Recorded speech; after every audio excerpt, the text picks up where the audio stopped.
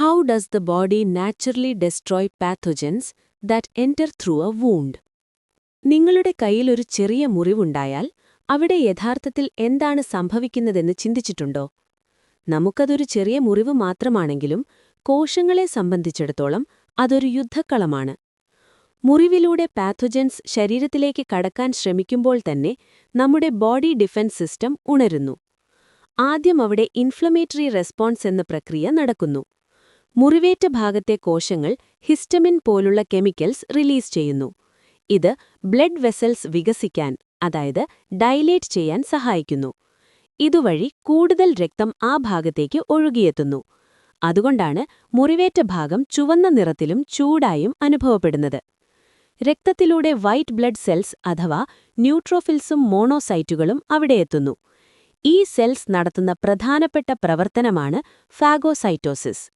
ശത്രുക്കളായ പാത്തോജൻസിനെ വിഴുങ്ങി നശിപ്പിക്കുന്ന പ്രക്രിയയാണിത്. ഫാഗോസൈറ്റോസിസിന് കൃത്യമായ ചില സ്റ്റേജുകളുണ്ട്. ആദ്യം ഫാഗോസൈറ്റ് പാത്തോജന്റെ അടുത്തേക്കെത്തുന്നു. പിന്നീട് അതിനെ എൻഗൾഫ് ചെയ്ത് ഫാഗോസോം എന്ന കവറിനുള്ളിലാക്കുന്നു. ഇതിലേക്ക് ലൈസോസോം കൂടിച്ചേർന്ന് ഫാഗോലൈസോസോം രൂപപ്പെടുന്നു. ലൈസോസോമിലെ എൻസൈംസ് പാത്തോജനെ പൂർണ്ണമായും നശിപ്പിക്കുന്നു. അവസാനം വേസ്റ്റ് മെറ്റീരിയൽസ് കോശത്തിനു പുറത്തേക്ക് തള്ളുന്നു. ന്യൂട്രോഫിൽസ് ബാക്ടീരിയയെ നശിപ്പിക്കുന്നതിൽ വിദഗ്ധരാണ്. മോണോസൈറ്റുകൾ ഡെഡ് സെൽസിനെ കൂടി നീക്കം ചെയ്യാൻ സഹായിക്കുന്നു. ഈ യുദ്ധം നടക്കുന്ന സമയത്ത് തന്നെ രക്തം കട്ടപിടിക്കാൻ പ്ലേറ്റ്ലെറ്റുകൾ സഹായിക്കുന്നു. ത്രോംബോപ്ലാസ്റ്റിൻ എന്ന എൻസൈമാണ് ഇതിന് തുടക്കമിടുന്നത്. ഫൈബ്രിൻ ത്രെഡ്സ് ഉപയോഗിച്ച് മുറിവടയ്ക്കുന്നു. അങ്ങനെ പാത്തോജൻസിന്റെ എൻട്രി പൂർണ്ണമായും ബ്ലോക്ക് ചെയ്യുന്നു. ഈ ഡിഫൻസ് മെക്കാനിസം ഇല്ലായിരുന്നെങ്കിൽ ചെറിയൊരു മുറിവ് പോലും വലിയ ഇൻഫെക്ഷൻ ആയേനെ.